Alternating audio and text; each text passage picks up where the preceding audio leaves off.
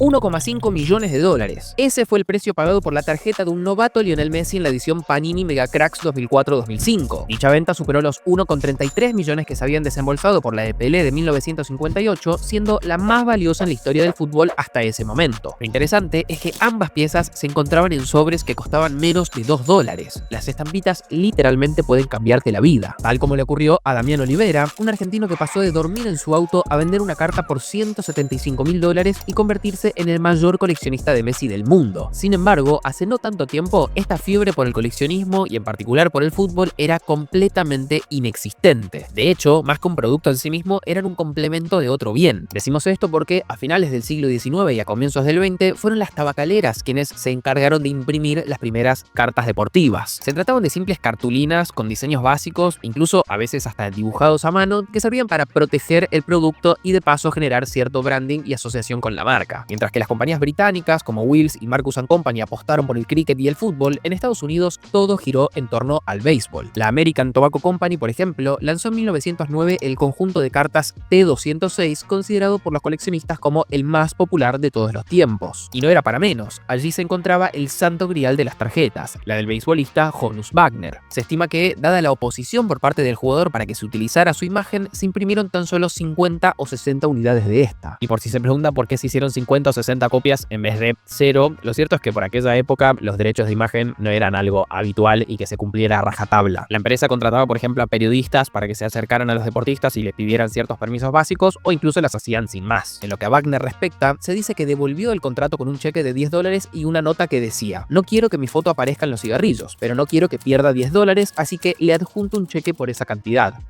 Pese a su cordialidad, algunas tarjetas ya habían sido impresas y fue precisamente por eso que hoy escasean y por lo tanto valen tanto. Mientras que entre 1909 y 1911 las podían conseguir por unos pocos centavos, en 2022 se compró por nada menos que $7,25 millones.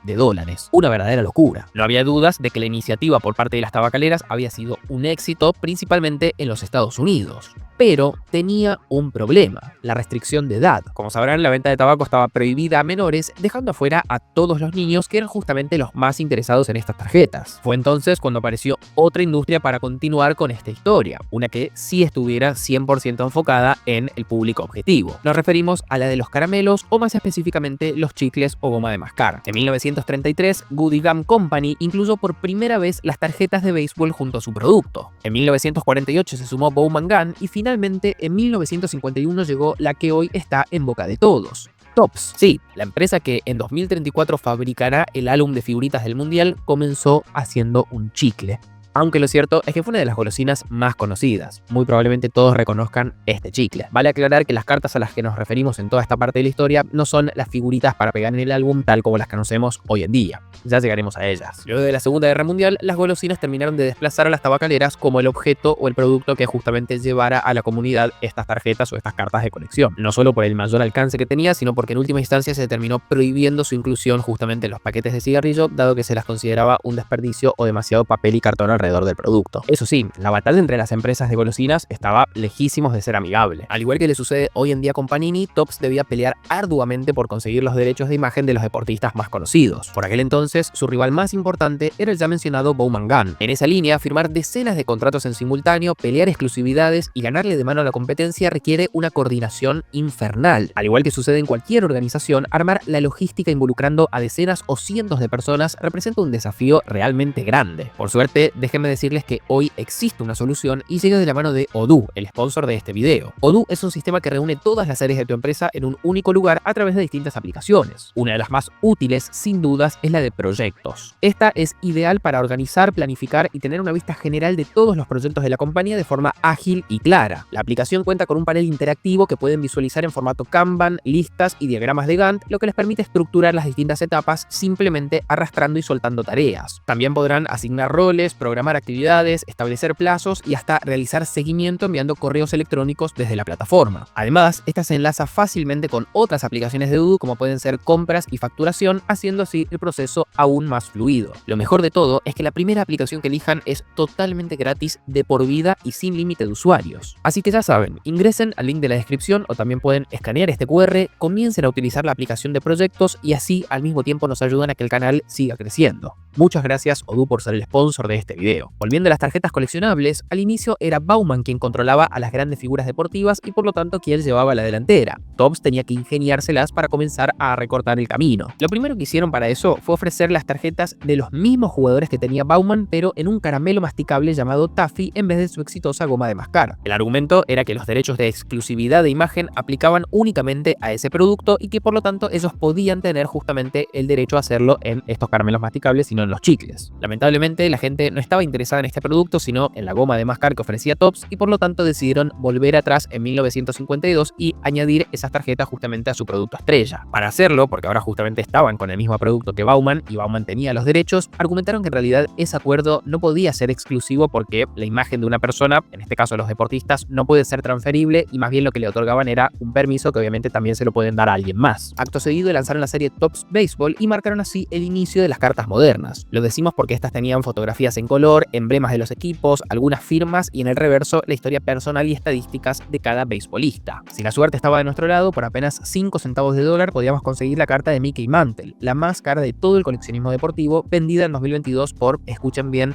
12,6 millones de dólares. Una verdadera locura. Como era de esperarse, Bowman no se quedó de brazos cruzados y llevó el caso a la justicia alegando que habían infringido su exclusividad. Y si bien le terminaron dando la razón, lo cierto es que sirvió de poco porque para ese momento todos los productos de Topps ya estaban en circulación y eran un éxito. Además, dicha disputa legal le costó a Bowman más de 110.000 dólares y sus ventas se habían desplomado de 973.000 en 1951 a apenas 301.000 dólares en 1953. Topps, mientras tanto, en el 54 superó el millón de dólares en ingresos. Y para rematar la jugada, en 1953 la empresa directamente compró Bowman Gum, quedándose así con todos los contratos exclusivos y consolidándose como la líder indiscutible en la industria. Los parecidos con la actualidad no son para nada coincidencia. Una vez que el camino fue despejado, el coleccionismo se expandió a otros deportes como el fútbol americano, el baloncesto y el hockey. Aunque, obviamente, viendo el éxito de la iniciativa, era cuestión de tiempo para que aparecieran otros competidores. En los 80 nacieron interesados como Fleer, Score y Upper Deck, quienes también lograron hacerse con sus propias licencias y por lo tanto una cuota del mercado. Las tarjetas, por su parte, fueron evolucionando a cartulina de primera calidad, fotografías reales, acabados brillantes y gráficos llamativos. Gracias a todo esto, a inicios de los 90, el negocio de las tarjetas ya movía unos 1.300 millones de dólares anuales. Ante semejante tamaño, las compañías dejaron de enfocarse en los productos que llevaban las tarjetas, como puede ser por ejemplo la goma de mascar, y se enfocaron exclusivamente en las tarjetas. A esta altura del video, habiendo pasado, no sé, cerca de 10 minutos, ustedes probablemente se estén preguntando en qué momento aparece el fútbol. ¿Acaso el canal no es el negocio del fútbol? No, el negocio del béisbol o del hockey o del baloncesto.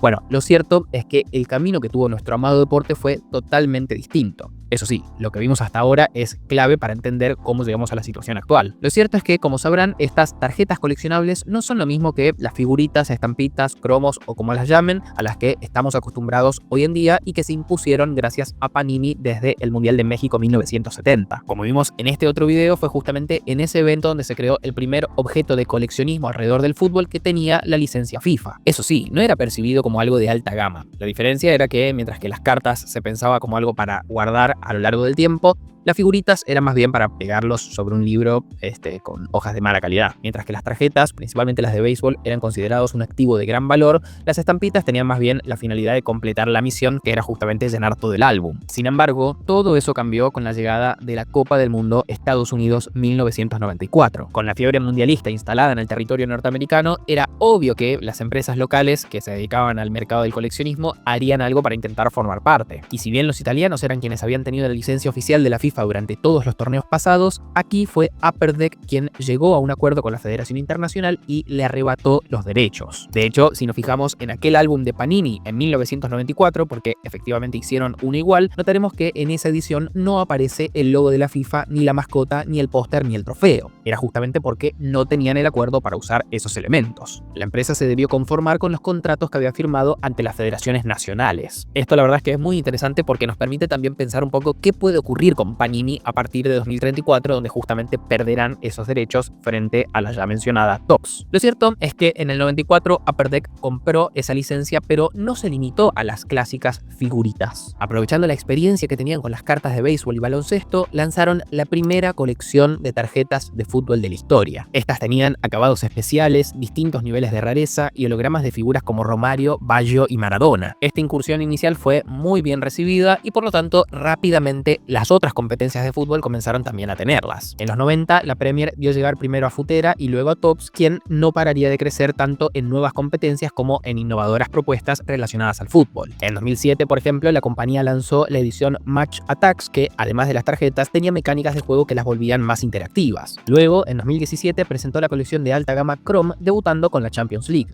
Panini, por su parte, tampoco se quedó fuera del coleccionismo premium de las tarjetas, que, como dijimos, no era lo mismo que las figuritas. En España entraron a competir frente a la empresa Mundicromo, quien, inspirados en las cartas de la NBA, desde los 90 ya que tenían la serie Fichas de la Liga. La compañía italiana lanzó en 2002 la colección Mega Cracks, siendo justamente una de las primeras colecciones que incluían a leyendas como un novato Messi en 2004. Esta es la que mencionamos al principio del video, que se terminó vendiendo por 1,5 millones de dólares. Luego, en 2009 sumaron Adrenaline XL, su primera línea de cartas coleccionables vinculadas al Mundial de Sudáfrica 2010. Y finalmente, en 2014 llegaría el lanzamiento que marcaría un antes y un después en nuestro deporte. Decimos esto porque muchos atribuyen el lanzamiento de la tecnología Prism para el Mundial de Brasil 2014 como el momento en el que los inversores del coleccionismo pusieron los ojos en el fútbol. Estas tarjetas tenían una serie de aspectos que las volvían muy especiales. Acabados metálicos, numeración en formato oro o plata, versión única e incluso algunas firmadas por los propios futbolistas. Estamos hablando de piezas que se podían adquirir por cientos de dólares y luego venderse en decenas de miles. La de Lionel Messi versión oro, por ejemplo, solo tenía 10 copias y una de ellas posteriormente fue comprada por $522.000. Lo más llamativo de todo es que ese cambio de mentalidad respecto a nuestro deporte no se limitó a las tarjetas coleccionables, sino que también afectó a las figuritas. La estampita de Maradona y del Calciatori 7980, por ejemplo, la primera que tuvo el astro argentino, se vendió por más de $500.000 en 2021. Quien no se durmió en los laureles viendo este viraje respecto al valor que tenían los cromos fue Panini, quien empezó a diseñar una estrategia específica para este producto. Es por eso que desde Qatar 2022 la compañía incluye en sus sobres figuritas especiales que vienen en formato base, bronce, plata, oro y versión única de los jugadores más destacados del torneo. Estas tienen obviamente una producción mucho más limitada, no poseen un espacio en el álbum porque justamente están pensadas para guardarse durante mucho tiempo y es por esa razón que pueden llegar a valer cientos o miles de dólares. La versión oro de Messi del último mundial, y aquí ya no estamos hablando de la tarjeta sino efectivamente de la figurita, puede encontrarse publicada en eBay a casi $500. Ustedes dirán, ese valor no es nada respecto a lo que acabamos de ver hace unos momentos. Es cierto, pero tengamos en cuenta que el Mundial fue hace 4 años. Esperemos 2, 3, 4 o 5 décadas para ver qué ocurre con el precio de ese producto. En esa línea, sí es interesante ser un poco más rigurosos y preguntarnos qué es exactamente lo que define cuánto puede valer una estampita a lo largo del tiempo. Porque una figurita de hace una década o 4 décadas y media, como fue el caso de Maradona, puede valer miles de dólares, mientras que otra, lo más probable es que termine en la basura y con justa razón. Lo primero que debemos entender es que la diferencia que marcamos entre las tarjetas coleccionables y las figuritas sigue siendo válida en un punto. Si bien las estampitas pueden alcanzar valores más que interesantes, son las cartas las que terminan yendo mucho más lejos, y no por una cuestión simplemente de cómo están fabricadas, sino también por la escasez. Aún así, más allá de la categoría que elijan coleccionar, hay 3 variantes que van a definir cuánto puede valer en el futuro: el estado físico, es decir, la conservación, la rareza estadística y la importancia histórica. Empecemos por el primero, que es el más claro, pero a la vez también el más determinante. La lógica es simple: cuanto mejor conservada esté, mayor será su valor. Lo interesante es que no se trata simplemente de la valoración subjetiva de quien la vaya a comprar, sino que hay empresas dedicadas exclusivamente a analizar qué tan bien están conservadas. En 2025, estas organizaciones recibieron nada menos que 26 millones de tarjetas para su verificación. Una verdadera locura. Eso sí, el servicio tiene un coste que no es menor. Certificar una pieza estándar puede rondar entre los 50 y los $300, y si la tarjeta supera los $10.000 de valor declarado, la tarifa puede llegar a los 700. La compañía más reconocida de este mercado es sin dudas PSA. Ella autentica y certifica el estado de cada pieza asignándole una nota del 1 al 10 en función de 4 criterios: centrado, esquinas, bordes y superficie. El 1, la peor nota de todas, responde a daños más que evidentes: manchas, arrugas, desgaste severo o incluso pequeños desgarros. Un 5, la calificación más habitual, puede mostrar un ligero redondeo en las esquinas y cierta pérdida de brillo en la superficie. En el extremo superior, la nota 10 o Gem Meat representa una tarjeta prácticamente inmaculada: imagen nítida, sin defectos superficiales, esquinas intactas y una alineación de al menos 55-45 en todos sus bordes. Lo más llamativo es que la diferencia de precios entre un nivel y otro es abismal. Cuando lo normal sería que al tener una tarjeta calificada como PSA 9 ya estemos más que conformes, debemos saber que la misma pero con un puntaje de 10 puede duplicar o quintuplicar su valor. Fíjense como esta misma carta de Neymar Jr. del Mundial 2014 vale $115 con una calificación PSA 9 y aumenta a $600 cuando la nota es 10. Por lo que, sea cual sea la pieza que tengamos, si queremos sacar unos buenos billetes con ella en el futuro, lo mejor es cuidarla como si valiera oro, porque efectivamente puede hacerlo. Ni que hablar si se trata de una que efectivamente es versión oro, lo cual nos lleva a la segunda variable a tener en cuenta, su rareza estadística. El valor de estos objetos no es arbitrario, sino el resultado del simple trabajo de la oferta y demanda. Cuanto más codiciada sea una tarjeta y menor cantidad de ellas estén en circulación, mayor será su precio. El mejor ejemplo de esto es la ya mencionada T206 de Wagner, que terminó comprándose por 7,25 millones. En el coleccionismo moderno, esa escasez se verifica de dos maneras. Una de ellas es directamente a través de la numeración. Distintas ediciones han añadido en el reverso la cantidad de copias que se realizaron. Esto puede ser 99, 10 o incluso una, indicando que fue la única en imprimirse con esas características. La segunda son aquellas piezas conocidas como Super Short Prints. Si bien estas no están explícitamente numeradas, es la comunidad la que tiende a verificar su nivel de rareza. Los extra stickers de Panini para el Mundial son un gran ejemplo. Se sabe que las versiones oro aparecen una vez cada 1900 paquetes. Es decir, para dar con una, tomando un precio por sobre de $1,5, habría que gastar en promedio más de $2.800. En general, las estampitas que alcanzan un alto nivel de rareza suelen ser versiones conocidas como paralelas o también inserciones o, en el caso más extremo, las llamadas hits. Las paralelas son aquellas que parten de una carta base, compartiendo justamente la misma foto y diseño, pero incorporan mejoras visuales distintivas, acabados holográficos, texturas metalizadas o efectos de borde que las hacen inmediatamente reconocibles. En ese sentido, los Refractor de Topps y los Prism de Panini son las más conocidas. Habitualmente las versiones pueden clasificarse en colores verde, rojo, azul, negro o categorías de bronce, plata y oro. La Gold Prism de Mbappé del Mundial 2018 fue vendida por $216.000.